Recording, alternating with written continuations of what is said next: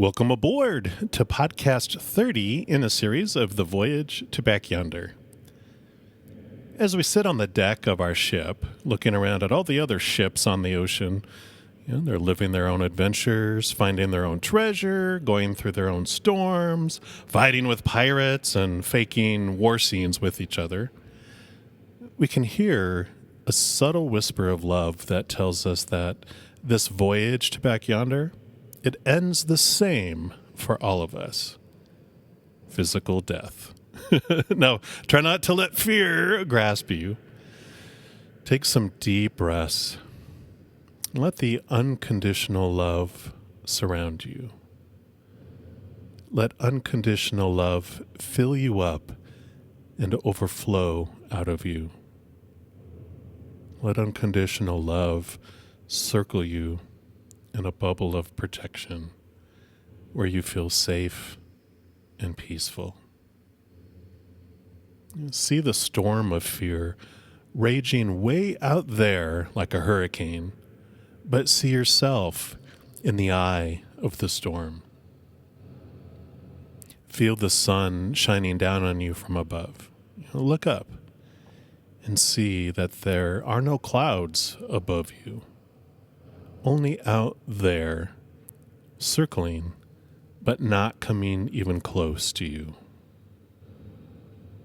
Feel that peace, that bliss that comes with knowing that you are unconditionally loved by the Mother and the Father of all things, our Creator.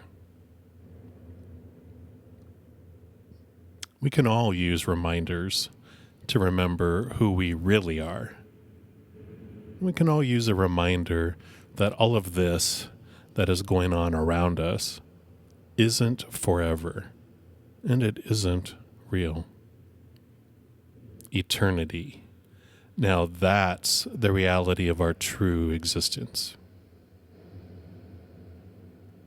We can find peace in the understanding that we never end.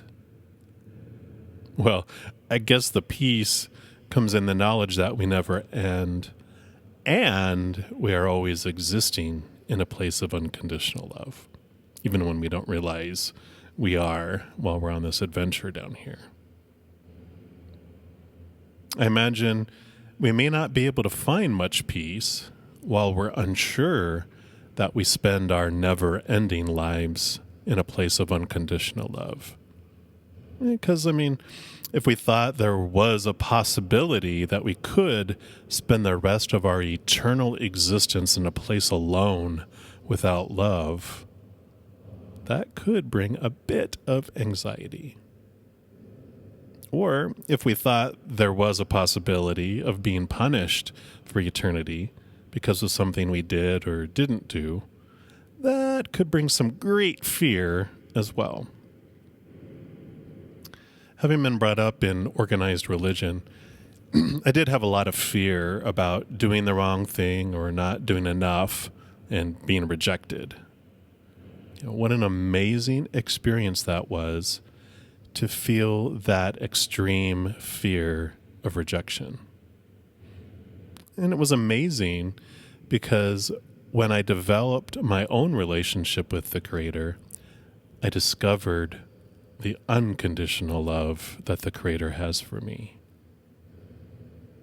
And comparing the huge fear I had against that feeling of unconditional love, it just blew me away.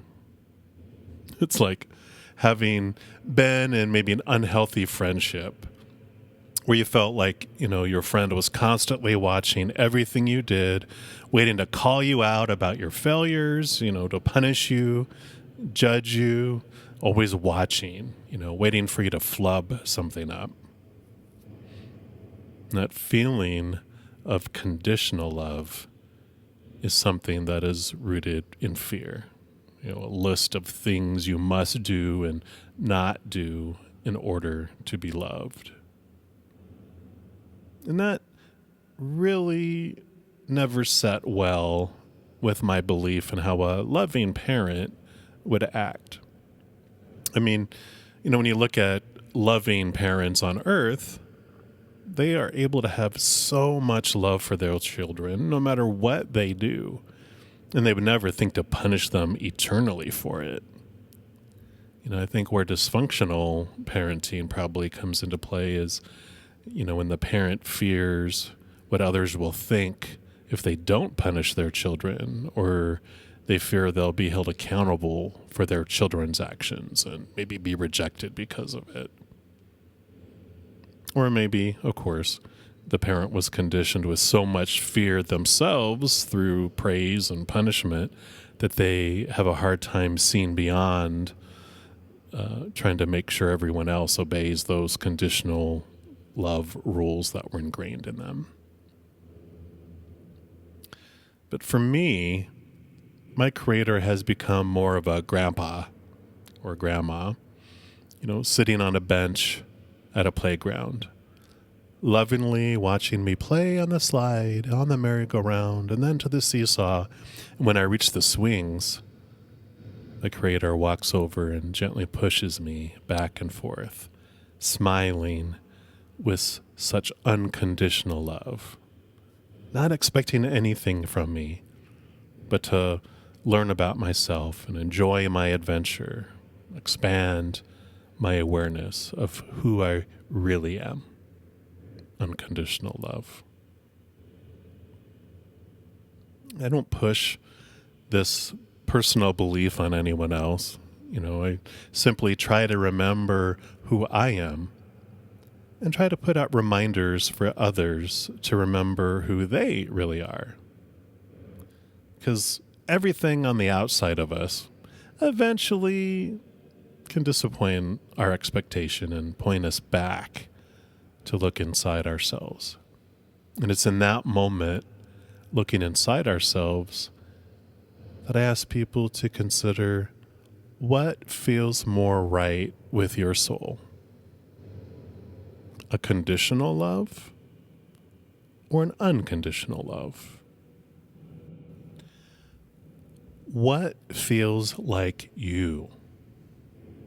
What feels more powerful? And just sit with that for a moment. Feel the love. See your creator's face.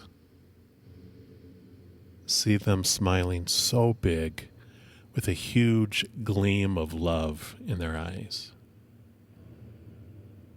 And in that moment, do you feel there's anything you could do to gain more of their love?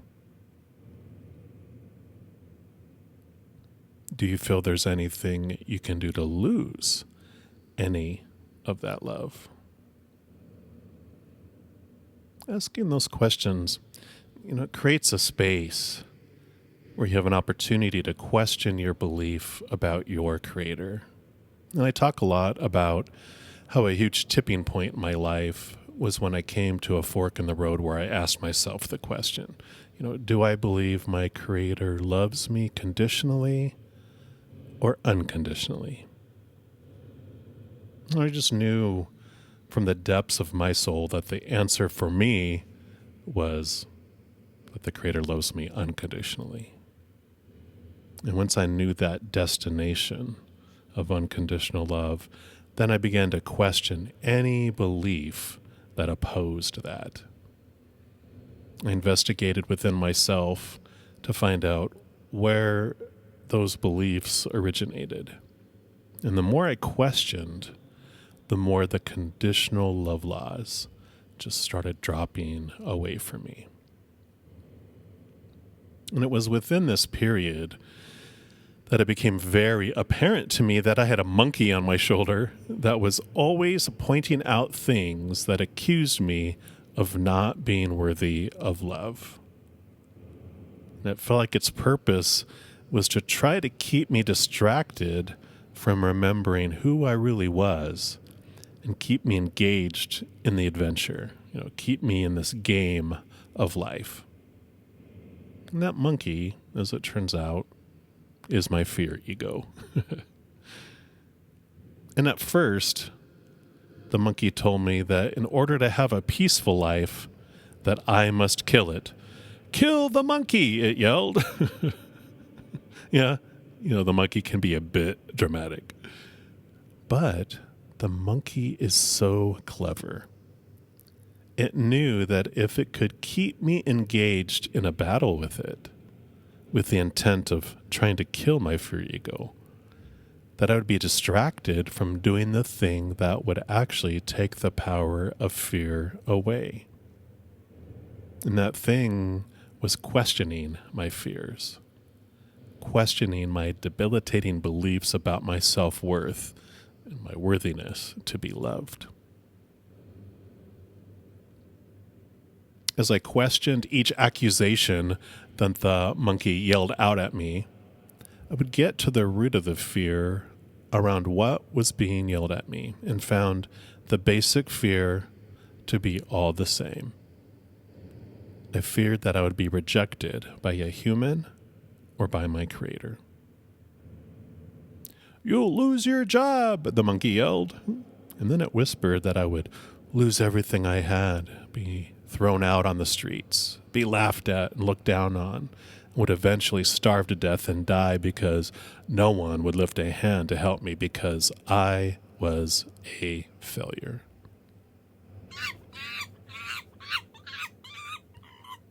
"They'll just end up cheating on you like all those others," the monkey would sometimes calmly inform me, acting like a trusted friend and trying to keep me from more embarrassment. "I mean, after all," the monkey said, "all the others didn't think you were enough for them. What will people think if it happens again?" Now, the monkey isn't evil. I mean, I bought the monkey from the adventure store, knowing that it would bring me on the adventure of my life.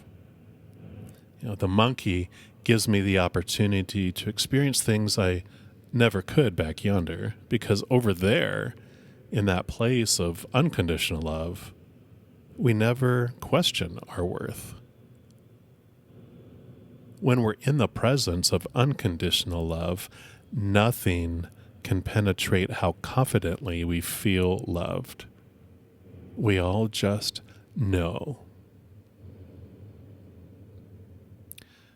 The more I questioned my beliefs, the more the monkey transformed from being such a major influence in my life to one of those little clanging monkey toys that has those little brass cymbals that smashes against each other, just making the little clanging noises. And eventually, I even bought one of those little backpacks with the little breathing hole on it so that you can carry animals in it. And I placed the monkey in there to nap and rest. I don't hate the monkey. I love the monkey. It gave me so many amazing adventures. Occasionally, the monkey finds its way out of the backpack to give me a little surprise as a reminder of who I really am. It's not the norm anymore, so the experience definitely stands out, and it's almost hilarious. Monkey attack! Until next episode, take some deep breaths. Become aware of your monkey. Do you hear it chattering things about your worth? Try questioning one of those beliefs and watch the little monkey freak out. If the Creator were physically present at the top of a great mountain here on Earth, how many of us would climb the mountain to commune with them? I mean, maybe at first we'd be scared because we fear, what will they think of us? That could be a sign we're caught in the grasp of conditional love. Maybe we would want to climb the mountain, but think we would die on our way up because we're so out of shape, or maybe we're not physically able. Well, the amazing news is that the Creator is right here, right now, inside us. We can simply reach out with our heart to interact with them. No physical effort up a huge mountain is needed. Give it a try if you'd like. Feel the unconditional love that waits for you right there. Enjoy your voyage. I love you.